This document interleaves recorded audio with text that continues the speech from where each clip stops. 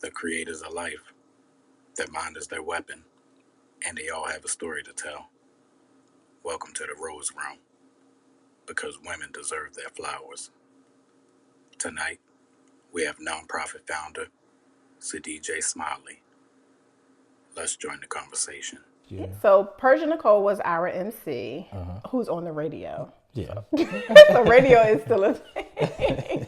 So she was our MC, and we had, Monte Garcia, who's Prince's first wife, they lost their son Amir. She was supposed to come, but her father got ill, so she didn't make it. So I hope that she'll make it next year. Okay. And then some personal favorites. Just I have a group of dads that I been working with for years, and they're in Maine, and so they were able to come. So I got to see them in person versus just being on Zoom and stuff. So that was pretty cool. All right. You already got a plan for next year? We have a meeting tonight. I got a meeting at 5:00 or 3:00. 3:00 we meet, so we'll debrief about it, and because we had it, the first year was in November. The second year, this year, was in March. So we're looking at whether it makes more sense for the fall or the spring. So now we have those to compare. And you've always worked in the nonprofit fields. 25 years, if my research is correct. That is correct. All right. And was that by design, or was it something that just fell into your lap? I think it fell into my lap because, so in 2000, I started working in the nonprofit space in 2001. And how I got in there, so most people don't know that the WIC office is a nonprofit. Did you know that? No, I didn't. Yeah, I thought so that was the government. Women, Infants, and Children is a nonprofit organization. So that was the first nonprofit I worked at because I was a junior in high school and I got pregnant. And once I delivered, I was like, I don't want to take my baby to a daycare. But if you work at the WIC office and you breastfeed, I was a breastfeeding peer counselor. So I took her to work with me for a full year. So that's kind of was my introduction to nonprofits. And ever since then, I've just been where I've never had a corporate job or government job. Lucky you. Brag about some of the work you did. I think so. It's really important to me, or I guess I think one of the highlights is the amount of families and the lives that we touched. So it's about 1137 to be exact. 1137 families that we've been able to help and support through the loss of their baby. But the nonprofit space that I've worked in is not just in grief and loss. Like I work in homeless services, workforce development, employment, and things of that nature. So I think the biggest thing that I really enjoy is connecting with people and meeting them where they are and trying to help them navigate through whatever circumstance they're in. And what was your biggest moment that you could think of?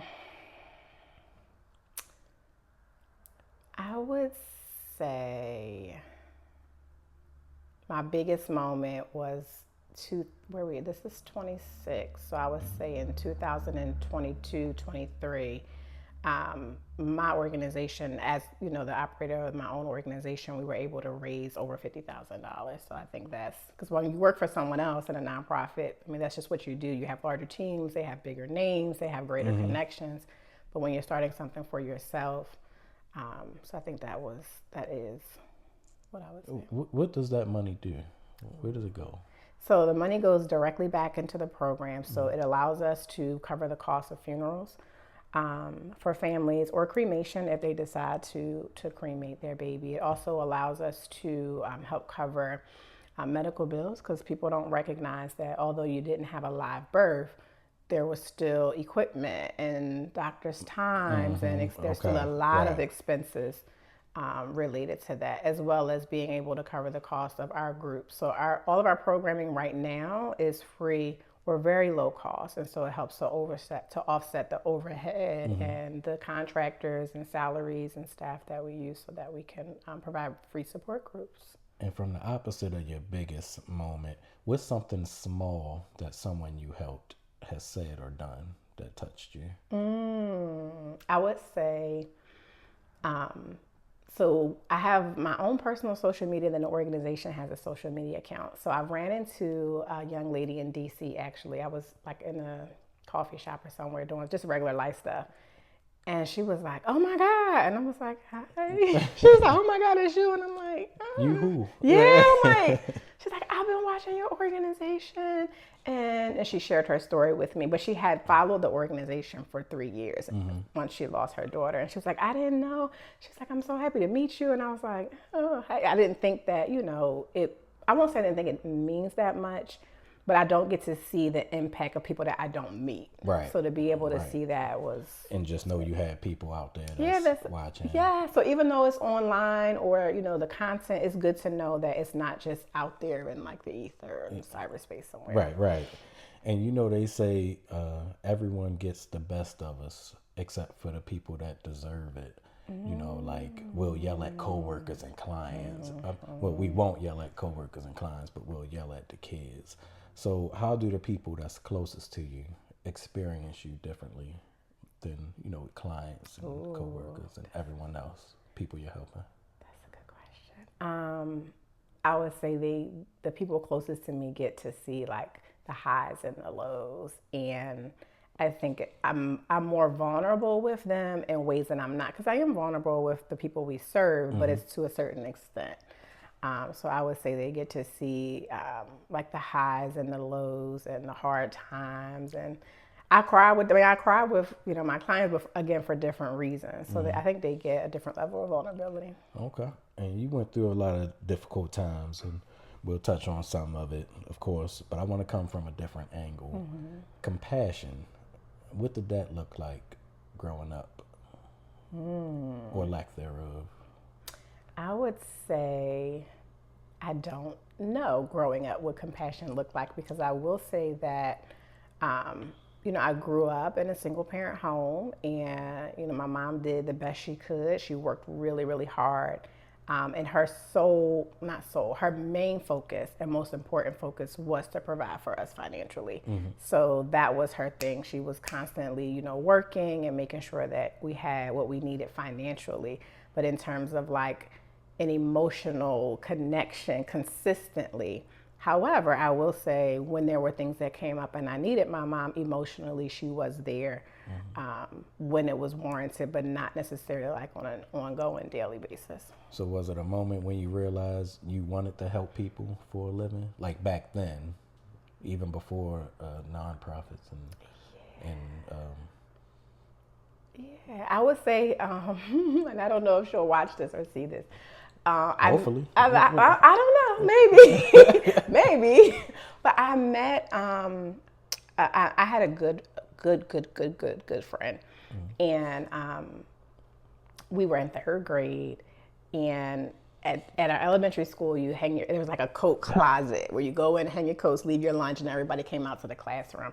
And I forgot something in my coat, and I went in the coat closet, and she was going through the coats and taking money out of the coats of all the kids. And I was like, at first I was like, she's stealing, you can't be.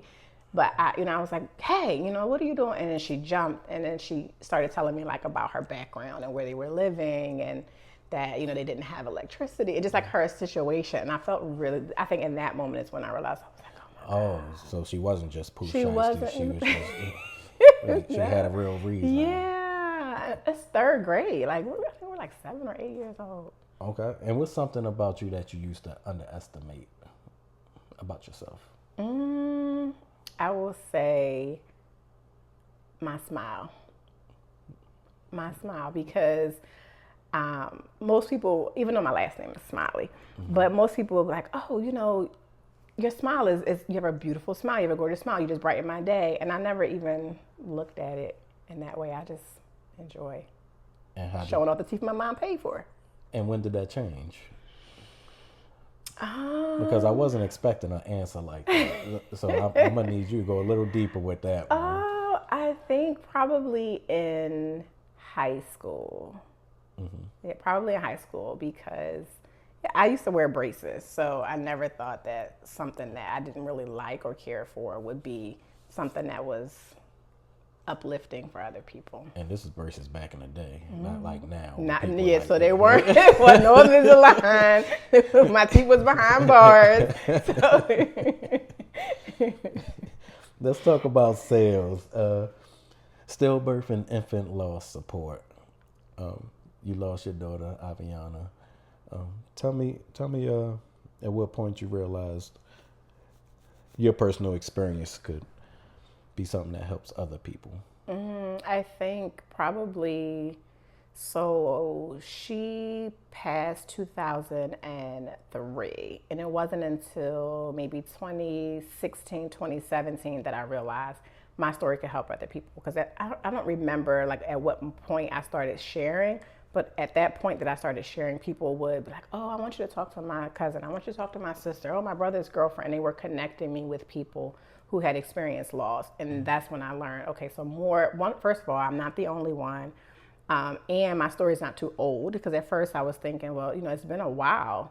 At that point, it was 15 years, and people were losing babies like sooner, and so sooner in terms of the time frame. And so I'm like, well, this is more relevant or more recent for them. My loss had been a while back.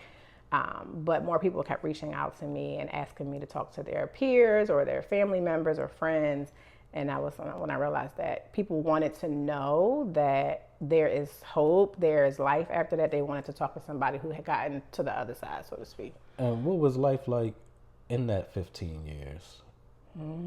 Because I actually didn't know it was that long when I was looking you up and everything. Yeah. So what were you doing in between that time, or how were you coping? And I think that's why it took so long. Because I will tell you, the first 5 years, I really wasn't. It was a blur. I did have another daughter who was born in 2004. So apparently, not apparently, but you know what I mean. I had two children actually, 04 and 09. Well, yeah.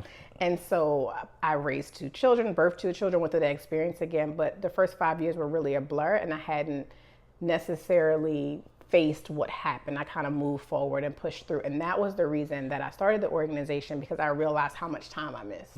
Had I gotten help, and help had been available, resources had been available, and I had some sort of intervention a lot earlier, I would not have missed that much of my life. Was it a moment when you realized that sales is bigger than you now? Or is it bigger than you yet? It is bigger than me. And I think I realized it during the pandemic, because even like we launched in 2019, we were going to have our first event in March of 2020. And then that's when everything shut down and we went online. And so the folks from all over, like obviously the world, but like the country, were reaching out and coming to our events.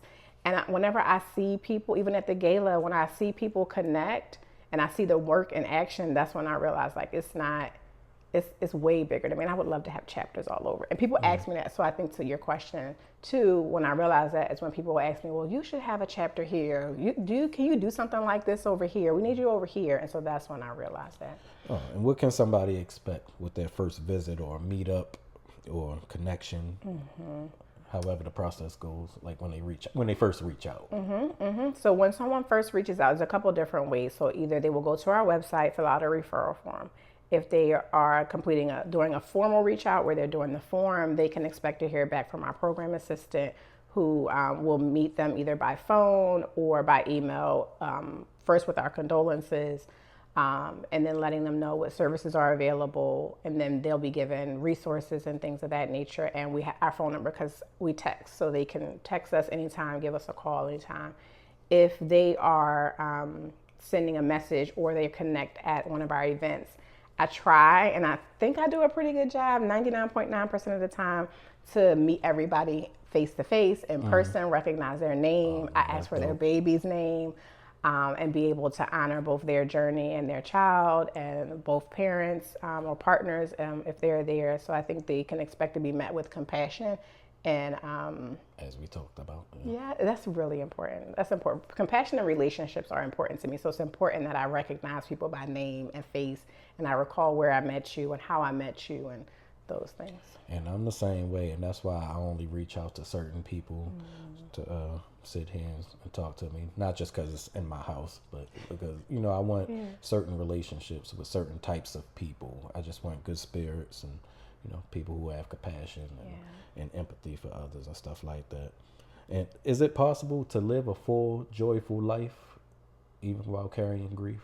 Oh, yes. One of my favorite things is grief and joy can coexist. And so I think because think it's possible and it's necessary because you will carry that grief for as long as you're alive. It's not going to go anywhere. Right. Grief doesn't go anywhere. So we learn to carry them both and continue to live your life to the fullest while you carry that grief. And grief is just love. It's love for what you lost. And so you can carry that love for what you've lost and have joy and live a full life after. And how do you carry other people's grief while keeping your own peace? Because you're hearing these stories every time somebody new comes in, or even just from the people who are already there.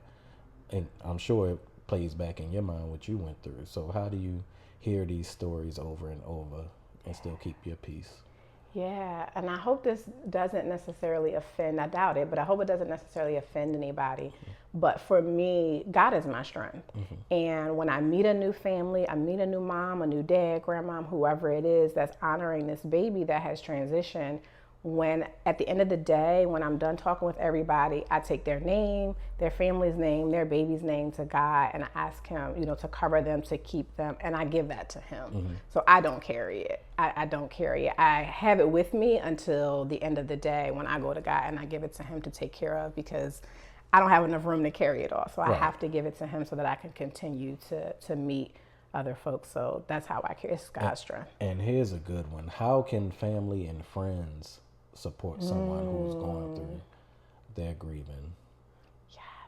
I think the first thing is to be okay and recognize the level of discomfort, because it's very uncomfortable for most people. That's why a lot of people don't say anything. So I think being able to say, this makes me a little anxious, this makes me nervous, and I'm here for you anyway. I want to sit through this. I want to sit with you. So I think acknowledging the fact that whatever your feelings are around it, whether you're uncomfortable or you can relate, because it happens in a lot of families and we don't talk about it. So it might be appropriate for that person to share their story so that the other person knows that they're not alone, and to continue checking on them. And this is with any loss.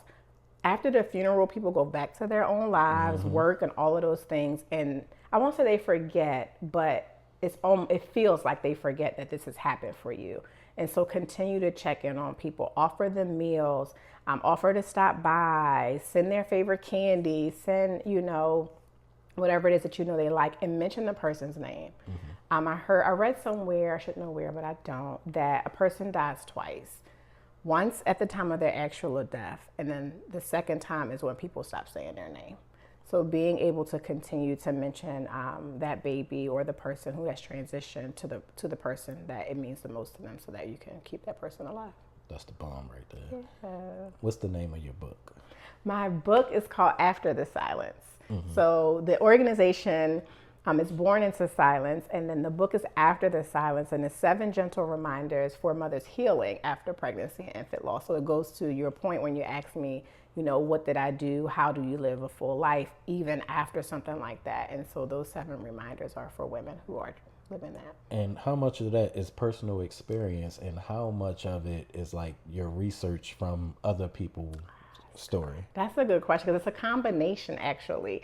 So it's probably, I would say 65-35, maybe I would say 50-50 of my personal story and what I've learned in working with others, because throughout the book, there are journal entries. So that's one thing that I did after my daughter died, is I journaled a lot. I wrote down my prayers. I wrote down my thoughts, both me, bad, anger that I was experiencing. And so throughout the book, there's excerpts from my journal so that folks can see how I was feeling in the beginning and then how I was feeling toward the end, in addition to I don't share the family stories, but some of the things that I've noticed working with other women. I don't want you to think I didn't see that big smile when I mentioned your book. I'm happy for you. Thank you. Imagine you're in a store, your book is laying on a table, maybe somebody forgot it or something. Somebody walks by, picks it up, looks at it. They don't know that you're the author, you're right next to them. What do you say to that person?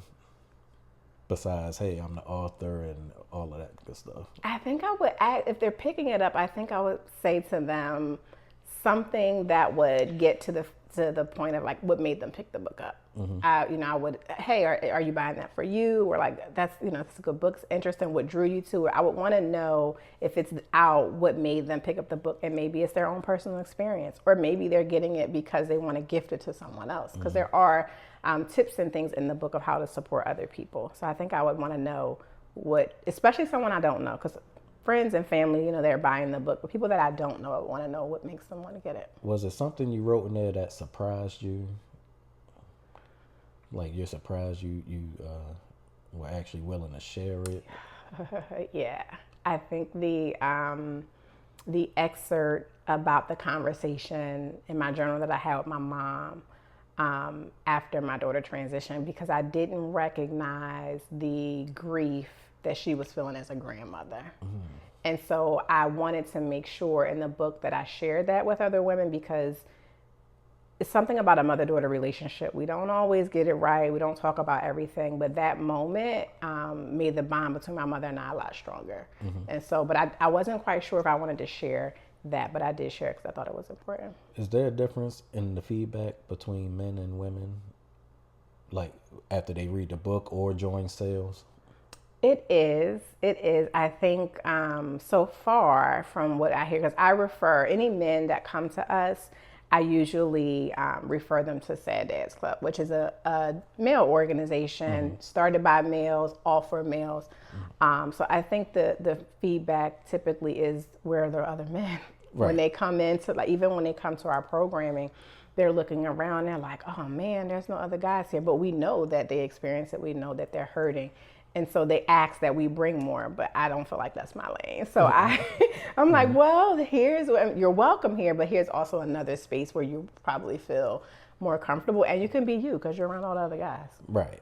And what would you say to the younger version of you, the person who just started this journey, maybe right after Aviana left us?